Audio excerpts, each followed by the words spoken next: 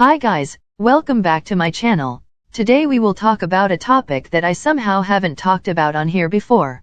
I know every single K-pop YouTuber did at some point, but that's mostly because they watched Produce 48 and Produce 101, while Girls Planet 999 was my first ever survival show that I've watched from start to finish. This way I now feel like I have well-formed opinions on these types of shows and all of the issues possible. While I do enjoy the final lineup of Kepler and the show overall wasn't as bad as I expected it to be, that doesn't mean I don't still have a damn lot to complain about.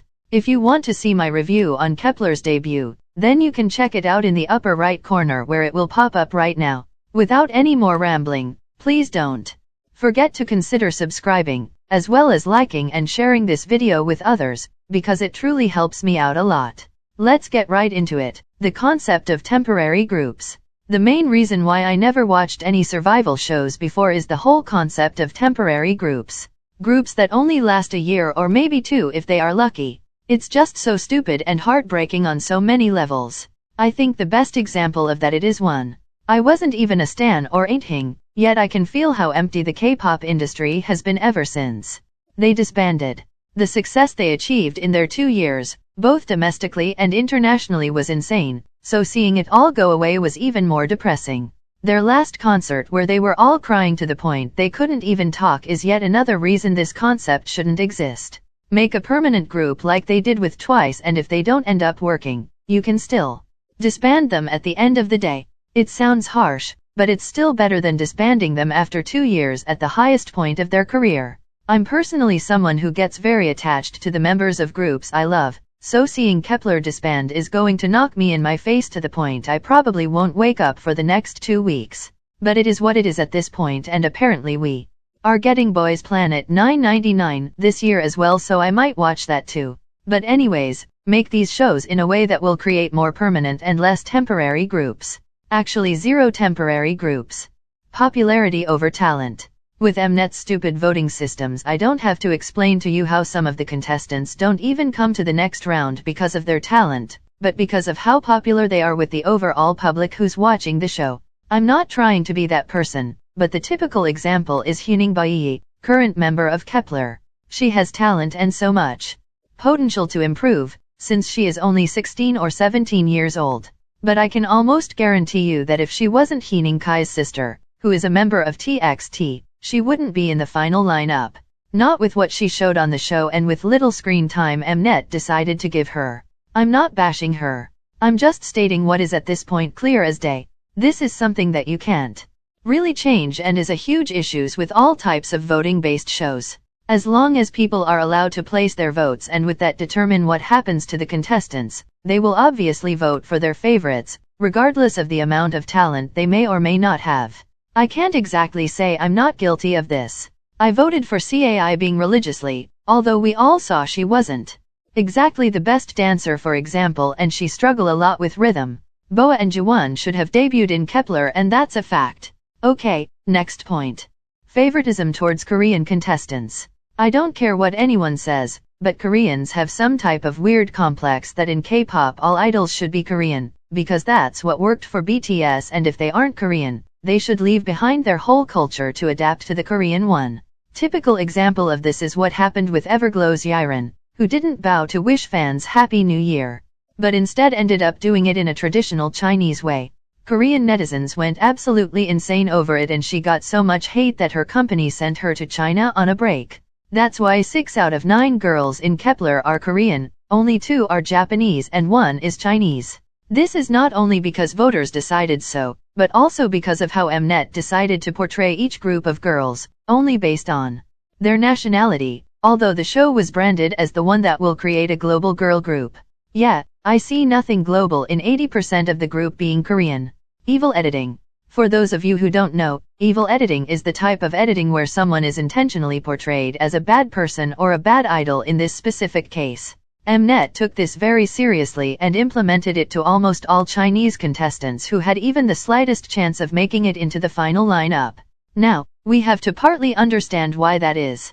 China recently closed off their market to K-pop completely, and therefore all these companies have no desire to promote to them anymore.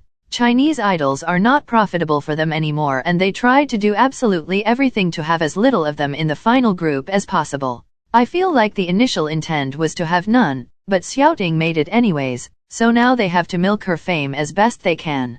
The most brutal example was Cai Bing, that I mentioned earlier. Mnet tapped certain scenes together to make it seem like she was selfish, a bad leader, and wouldn't listen to the other contestants in her group. They also translated things differently from the way she actually said them, which made her appear worse. From consistently begin Mong top 9 every single round, she was eventually eliminated. Because people bought into their dirty games. It's unfortunate, but a reality of every single reality show. They can edit you however they want, regardless of whether you approve of it or not. This also brings me to my next point. Staged drama. You all remember that situation between Fu Yanning and CLC's Yujin, right? The whole I go up helicopter, but you don't. Yeah, it absolutely destroyed Yanning's reputation and people began to despise her on all possible social media platform. I'm going to give you 2 seconds to guess her nationality. Right, she's Chinese, and this was all staged by Mnet. After the show, Yanning did a live and told everyone that producers told her to say this. It wasn't her idea or something she wanted to say. She's a huge fan of CLC and respects them, so the way this whole scene was portrayed really hurt her. I can't even imagine how many other fights or so-called drama was there because they told a certain contestant to say some shit that would piss others off. Please always remember that. Not everything you see on the screen, no matter how natural or unscripted it looks, is actually that way.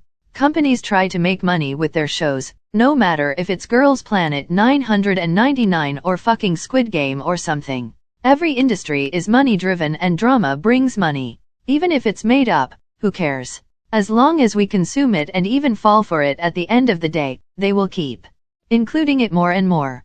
Absolutely useless mentors. This one I have so much to say on, so bear with me for a second.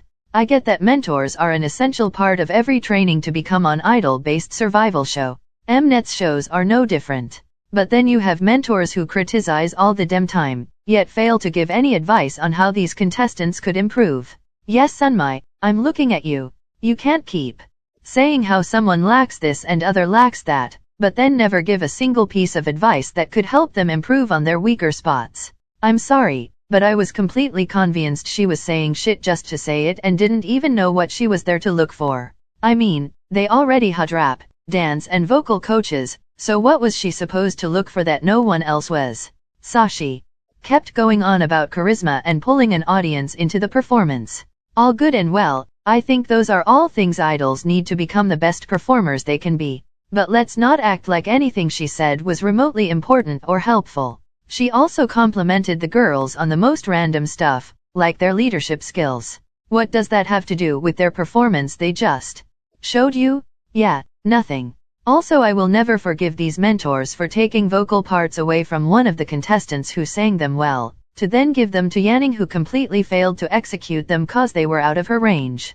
That tells you everything you need to know about how useful they were. Hate towards members in the final lineup. This is probably the worst one out of them all on this list, and it's no shy of awful. The amount of hate Baiye received after making it into the final lineup was insane. Mind you that she is only, as I said before, 16 or 17 years old. A literal child, yet people sent her death threats and even started petitions to get her kicked out of the group. All of that for only making it because of her famous brother. Then what about Daein, who was literally shoved down our throats by Mnet every damn episode and highly favoritized? What about Yujin, who has a huge pre-existing fan base? None of them received hate for some reason until this day. It makes zero sense to me. I'm not saying they should get hate or something, because that's obviously insane.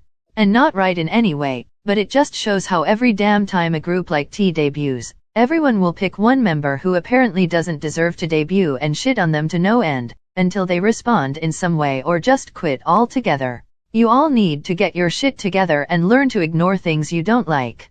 Nobody is forcing you to support her or Kepler as a whole. Just get over it for God's sake and stop acting like you're 5 years old. With that, we came to the end of this video. Thank you so much for watching, and I'll see you again very soon in the next video. Bye bye, love you all so much.